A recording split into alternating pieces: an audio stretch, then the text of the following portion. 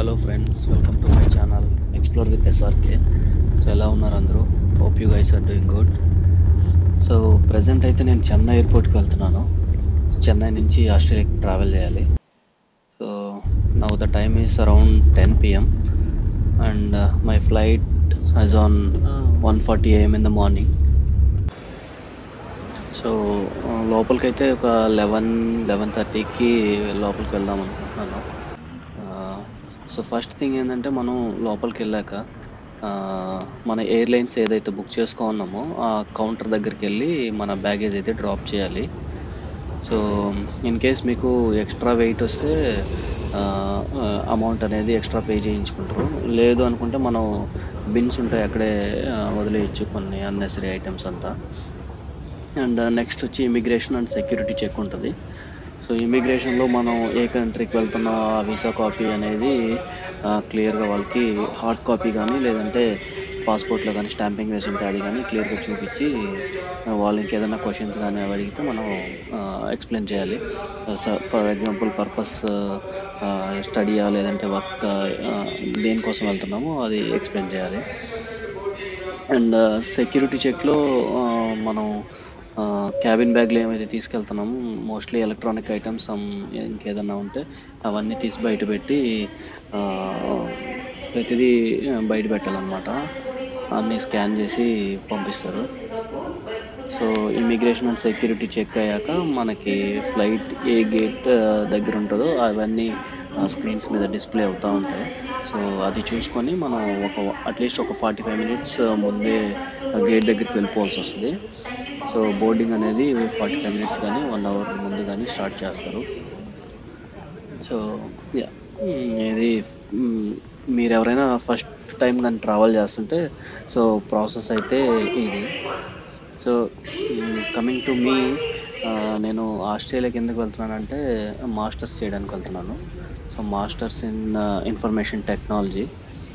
So ఈ course ఎందుకు చూస్ చేసుకున్నాను అంటే, నాకు కొంచెం ఐటీ ఎక్స్పీరియన్స్ ఉంది. అండ్ సో ఈ కోర్స్ చేస్తే నాకు అది హెల్ప్ అవుద్దని ఫ్యూచర్లో. సో ప్రజెంట్ అయితే బోర్డింగ్ స్టార్ట్ అయింది అండ్ నేను ఫ్లైట్లోకి అయితే వెళ్ళిపోతున్నాను. సో ఫ్లైట్ వచ్చి ఇది Cathay Pacific. So Cathay Pacific ఏంటంటే ఇది హాంకాంగ్ ఎయిర్లైన్. సో చెన్నై నుంచి హాంకాంగ్ టు ఆస్ట్రేలియా అనమాట. సో జర్నీ టైం టోటల్ వచ్చి నాకు అరౌండ్ 30 hours అవుతుంది. సో కొంచెం నాకు ప్రైస్ తక్కువ పడింది, అందుకని నేను ఇది బుక్ చేసుకున్నాను. సో వెయిట్ కూడా నాకు 46 kgs వచ్చింది. సో యాజ్ ఏ స్టూడెంట్గా వెళ్తున్నాను కాబట్టి 46 kgs వచ్చింది నాకు. అండ్ లేదు మన స్టూడెంట్ సెలెక్ట్ చేసుకోకపోతే ఇంకా ప్రైస్ అనేది ఎక్కువ ఉంటుంది, ప్లస్ వెయిట్ కూడా మనకి లిమిట్గానే ఇస్తారు, అరౌండ్ 27-30 సంథింగ్ ఇస్తారు. సో ఇట్ డిపెండ్స్ మనం ఎందుకు వెళ్తున్నాము అనేది. నాదైతే విండో సీట్ చూస్ చేసుకున్నాను. సో వెబ్ చెక్ ఇన్ చేసుకునేటప్పుడు, సో వెబ్ చెక్ ఇన్ అంటే మనకి 48 hours ముందు ఆన్లైన్లో మన డీటెయిల్స్ అన్నీ ఎంటర్ చేసి చెక్ ఇన్ చేస్తాం. సో మనం ఎయిర్పోర్ట్కి వచ్చినప్పుడు డైరెక్ట్ కౌంటర్లో మన పాస్పోర్ట్ చూపిస్తే చాలు, వాళ్ళు బోర్డింగ్ పాస్ ఇస్తారు. జస్ట్ ఇన్ఫర్మేషన్ అంతా చెక్ చేసుకొని, అదర్వైజ్ మనం మొత్తం డీటెయిల్స్ అన్నీ అక్కడ వాళ్ళకి అడిగిందని చెప్పాల్సి వస్తుంది. అప్పుడు కొంచెం టైం వేస్ట్ అవుతుంది అనమాట. అందుకని ముందే వెబ్ చెక్ ఇన్ చేసేసుకుంటాము. సో ఇదైతే నాకు సీట్ విండో సీట్ వచ్చింది కాబట్టి పర్లేదు. సో నైట్ వ్యూ ఇది ఎయిర్పోర్ట్ అనమాట, Chennai airport. So around 1:40 AM in the morning. Flight అయితే కొద్దిగా ఒక 10 minutes 15 minutes డిలే అయింది. ఫ్లైట్ అయితే స్టార్ట్ అయింది ఇప్పుడు. సో నేను అక్కడికి వెళ్ళాక నాకు అకామిడేషన్ అన్నీ నేను ముందే చూసి పెట్టుకున్నాను. మీరు ఎవరైనా వెళ్ళడానికి ప్లాన్ చేస్తుంటే ఆస్ట్రేలియా వెబ్సైట్స్ కొన్ని ఉన్నాయి, real estate and flatmates. So అవన్నీ డిస్క్రిప్షన్లో ఇస్తాను. మోస్ట్లీ ఫేస్బుక్లో కానీ మార్కెట్ ప్లేస్ ఏదో ఉంటుంది కదా, దాంట్లో చూడండి. But still I don't believe in that, because mostly scammers ఉంటారు అందరూ. అడ్వాన్స్ పేమెంట్ అడుగుతారు అండ్ బాండ్స్ ఇవన్నీ మనం ముందే పే చేయాలంటారు. సో అవన్నీ పోవద్దు, ఎందుకంటే మనం ఒకసారి అమౌంట్ పే చేశాక వాళ్ళు ఇంకా డిసపియర్ అయిపోతారు అనమాట. So don't trust dum.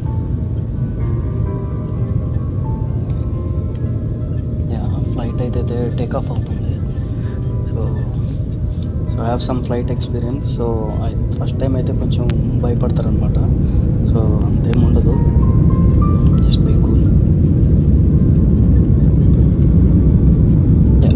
So from Chennai నుంచి హాంకాంగ్కి 5.5 hour జర్నీ. సో 5.5 hour తర్వాత నాకు 9 hours లే ఓవర్ ఉంది. 9 hours నేను ఇంకా ఎట్లా అట్లా టైం పాస్ చేయాలి. And one more thing, so international travel ఎప్పుడన్నా ప్లాన్ చేసినప్పుడు మన దగ్గర క్రెడిట్ కార్డ్స్ ఏదన్నా ఉంటే సో అవి లాంజ్ యాక్సెస్ ఉన్నాయా లేదా కనుక్కోవాలి. సో ఫర్ ఎగ్జాంపుల్ ఇప్పుడు కొన్ని ఏం చేస్తాయంటే కొన్ని credit cards international and domestic lounge access ఉన్నాయని చెప్తారు కానీ బట్ అవుట్ సైడ్ ఇండియా ఉండవు అనమాట. సో మనం అది స్పెసిఫిక్గా వాళ్ళతో చెక్ చేసుకోవాలి whether we have it or not out side India. So లక్కీగా నాకైతే నేను తీసుకున్న క్రెడిట్ కార్డ్కి అయితే ఉందన్నారు. సో నాది ఎలా అంటే పర్ ఇయర్కి 4 times ఇచ్చారనమాట. 4 times నేను ఇంటర్నేషనల్ లాంజ్ యాక్సెస్ చేసుకోవచ్చు. అది ఎలా యాక్సెస్ చేయాలి అనేది ఆ డీటెయిల్స్ అన్ని హాంకాంగ్ ఎయిర్పోర్ట్లో ల్యాండ్ అయ్యాక చూపిస్తాను మీకు కూడా. అండ్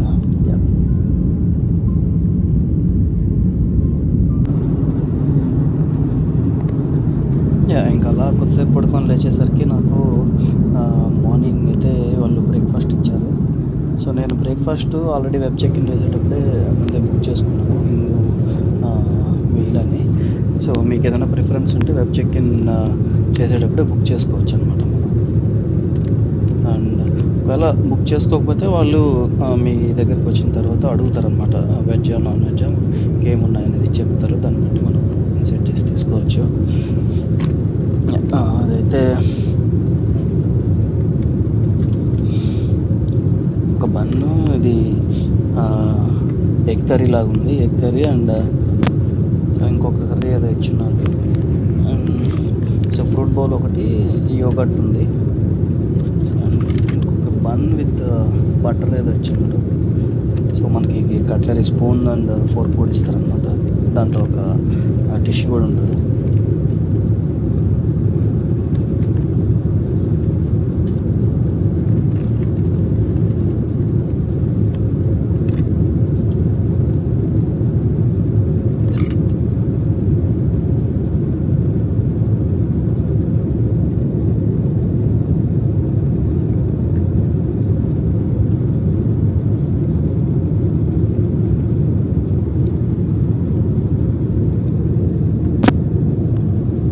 టేస్ట్ అయితే పర్లేదు, రెండు ఎగ్ కర్రీ ఇంకోటి మేము బాగానే ఉన్నాయి. సో బ్రేక్ఫాస్ట్ అయితే ఫినిష్ ఆఫ్ చేసేసి ఇంకా ఆల్మోస్ట్ ఇంకొక 1 hour 1.5 hour పడుతుంది ల్యాండింగ్కి.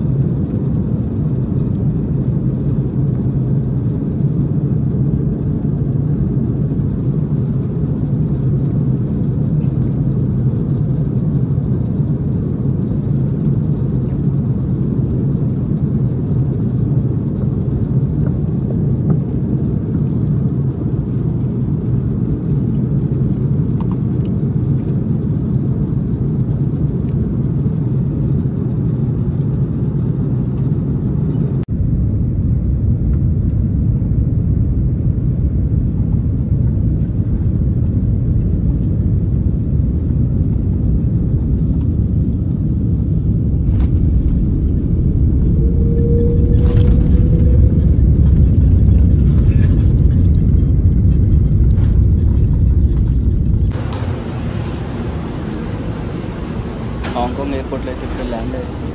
సో ఇంకా లోపలికి వెళ్ళి మనం చూసుకోవాలి. సో ఇంకోటి ఏంటంటే ఇంటర్నేషనల్ ట్రాన్స్ఫర్ కానీ మనకి ఎగ్జిట్ కానీ ఉంటుందన్నమాట. సో అవి మనం ట్రాన్స్ఫర్ అయితే జస్ట్ వాళ్ళు చూపించినవే ఆ డైరెక్షన్లో వెళ్ళాలి. సో వెళ్తే మనకి సెక్యూరిటీ చెక్ అవన్నీ ఇంకేం ఉండవు. సో వెళ్ళి 9 hours ఉంది కాబట్టి మనకి ఏదైనా లాంజ్ యాక్సెస్ కానీ అట్లా ఏదైనా ఉంటే చెక్ చేసుకొని దాంట్లోకి వెళ్ళి ఫుడ్ కానీ మనం ఏదైనా ఫ్రెష్ అవ్వాలంటే అది చూసుకోవచ్చు.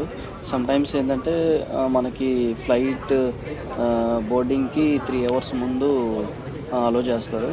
సో ఇక్కడ ఎలా ఉందో నాకు తెలియదు, వెళ్ళి చూడాలి.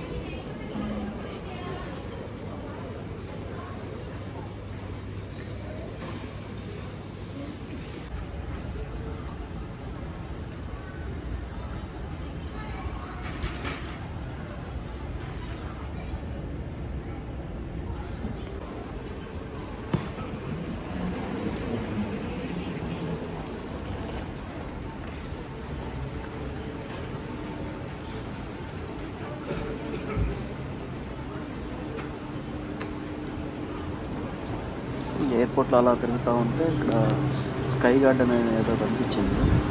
గార్డెన్ అనుకొని నేను అట్లాగే లోపలికి వెళ్తున్నాను. సో లోపలికి వెళ్ళి చూస్తే అక్కడ స్మోకింగ్ ఏరియా ఉన్నట్టుంది. సో ఒకసారి ఎవరన్నా మీరు కూడా ఏదన్నా ఉంటే చెక్ చేసుకోండి. గార్డెన్ అయితే కాదు, అది జస్ట్ స్మోకింగ్ ఏరియా ఉన్నట్టుంది.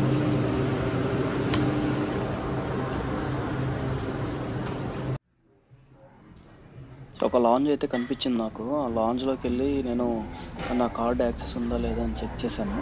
సో వాడైతే జస్ట్ స్వైప్ చేసి దీనికి యాక్సెస్ లేదని చెప్పేశాడు. బట్ నాకైతే క్రెడిట్ కార్డ్ చెక్ చేసుకుంటే దానికి ఇంటర్నేషనల్ లాంజ్ యాక్సెస్ ఉంది.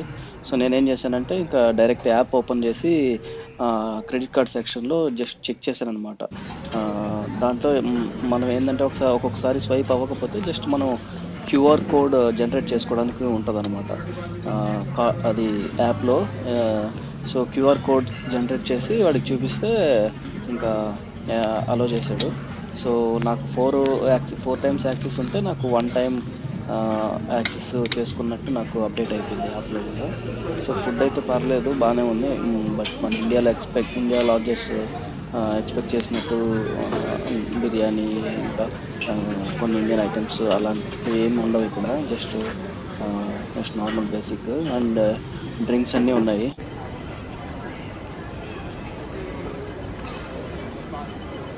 సిడ్నీ ఫ్లైట్ 7:10కి ఇచ్చున్నాను. 69 గేట్. So 69 gate. సో కిందకి వెళ్ళాలన్నమాట.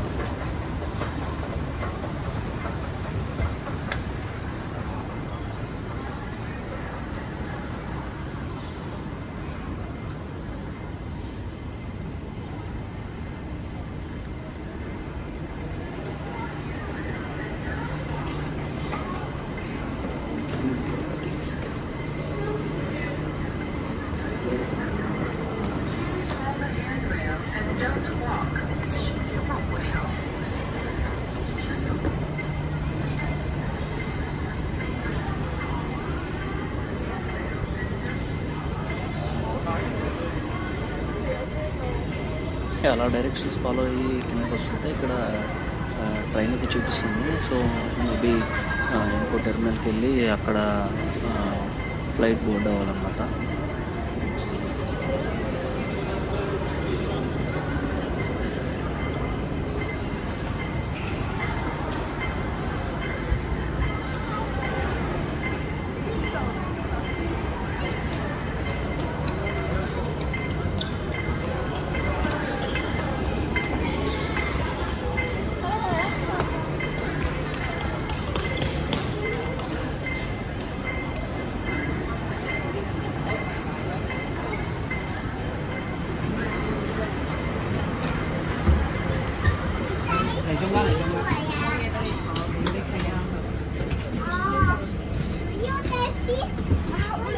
靠近车門，並請沿途緊握扶手。Please stand clear of train door and please hold the handrail during the whole journey. 请你靠近车门，并请沿途紧握扶手。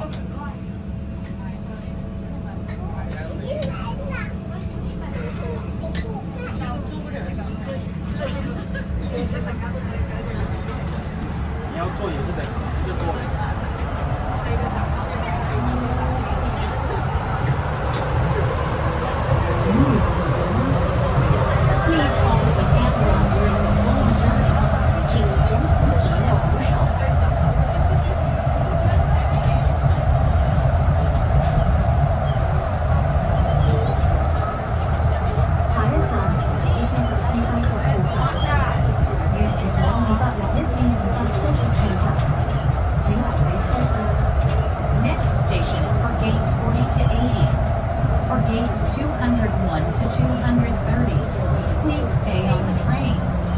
下一站前往40至80号闸口，如前往201至230号闸口，请留在车厢。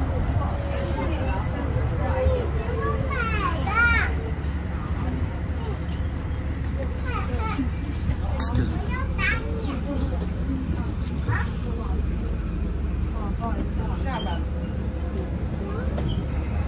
請勿靠近車門，並請沿途緊握扶手。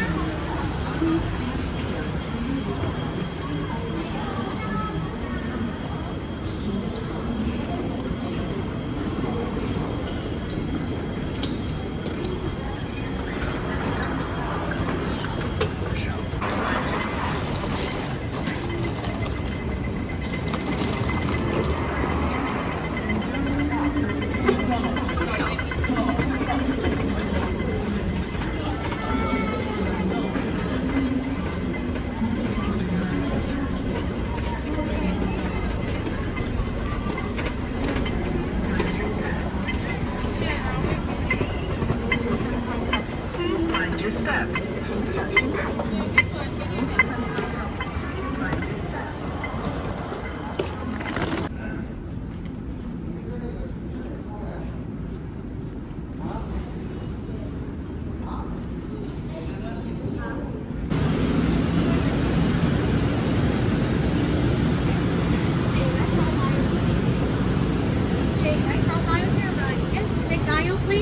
Yeah, this way, please.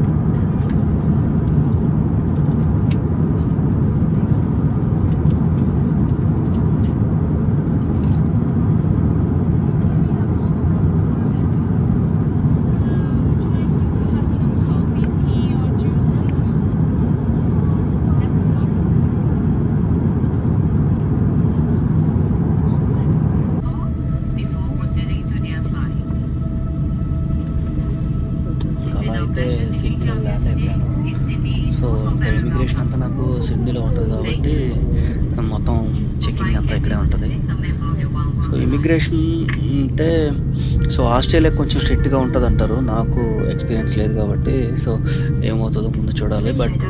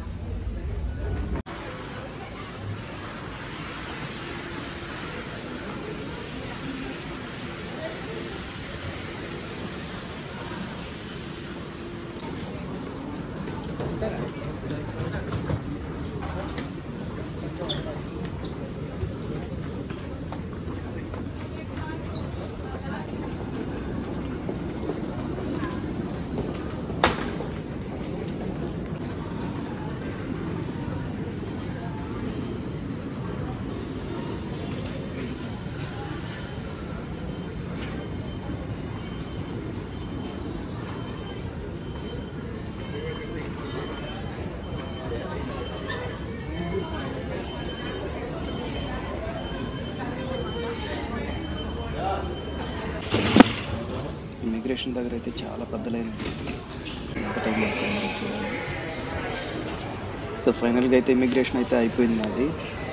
నేను India నుంచి కొన్ని pickles and Indian home made snacks and కొన్ని traditional medicines అయితే తెచ్చుకున్నాను. అవన్నీ నేను కార్డ్ అని చెప్పాను కదా మీకు, డిక్లరేషన్ కార్డు. సో దాంట్లో అయితే మెన్షన్ చేశాను, నేను డిక్లేర్ చేశాను ఇట్లా ఈ ట్రెడిషనల్ మెడిసిన్స్ అండ్ కొన్ని తెస్తున్నాను అని చెప్పి. సో మనకి డిక్లేర్ చేసినప్పుడు ఏమవుద్దంటే వాళ్ళు చెక్ చేసి ఏం నీ కానీ నో అని చెప్తే సో స్కానింగ్లో నుంచి మన బ్యాగ్ కానీ వచ్చేసిందంటే పంపించేస్తారు. బట్ ఇన్ కేస్ మనం ఏదైనా డిక్లేర్ చేస్తే వాళ్ళకి డౌట్ వస్తే మనం చెక్ చేస్తారనమాట. సో బ్యాగ్ ఓపెన్ చేయమన్నాం కానీ అట్లా చెక్ చేస్తారు. బట్ ఇన్ కేస్ వాళ్ళకి ఏం అవసరం లేకపోతే ఇంకా ఎగ్జిట్ అయిపోమంటారు. సో నన్ను అయితే ఎగ్జిట్ అయిపోమన్నారు, ఏం చెక్ చేయలేదు నన్ను. సో నేను మళ్ళీ ఇక్కడ నుంచి బ్రిస్బేన్ వెళ్ళాలి. సో ఇంకా మొత్తం డొమెస్టిక్ వస్తుంది కాబట్టి టెర్మినల్ అయితే చేంజ్ అవ్వాలి. మన టెర్మినల్ చేంజ్ అవ్వడానికి వీళ్ళే సో బస్సు అరేంజ్ చేస్తున్నారు అనమాట. బస్సులో ఇంకా టెర్మినల్కి అయితే తీసుకెళ్తారు.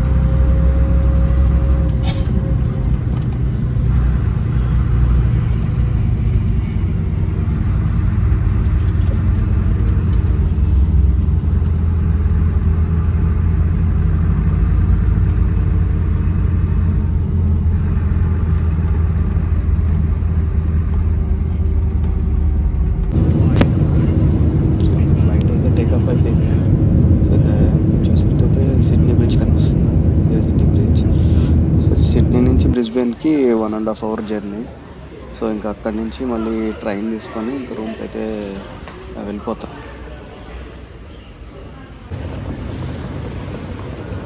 బ్రిస్బేన్లో అయితే ల్యాండ్ అయిపోయాను. ఇంకా ట్రైన్ స్టేషన్ అవి మనకి కనెక్టింగే ఉంటాయి ఎయిర్పోర్ట్కి. సో చూసి ఇక్కడి నుంచి నేనుండే ఏరియాకి ఆల్మోస్ట్ ఒక ½ an hour అయితే పడుతుంది. సో ట్రైన్లో సో టికెట్ కాస్ట్ వచ్చి అరౌండ్ $21 ఉంది. నేను చెక్ చేసుకున్నాను already.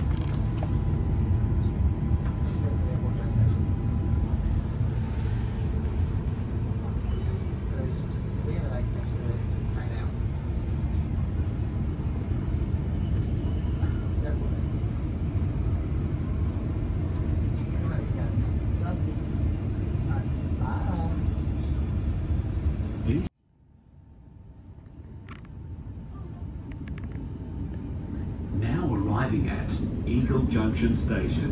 If this is your station, prepare to disembark. India నుంచి ఎవరన్నా స్టూడెంట్స్ కానీ ఆస్ట్రేలియా వచ్చే పని అయితే ఇంకేదన్నా డౌట్స్ కానీ ఏదన్నా కావాలంటే కమెంట్స్లో అయితే మెన్షన్ చేయండి.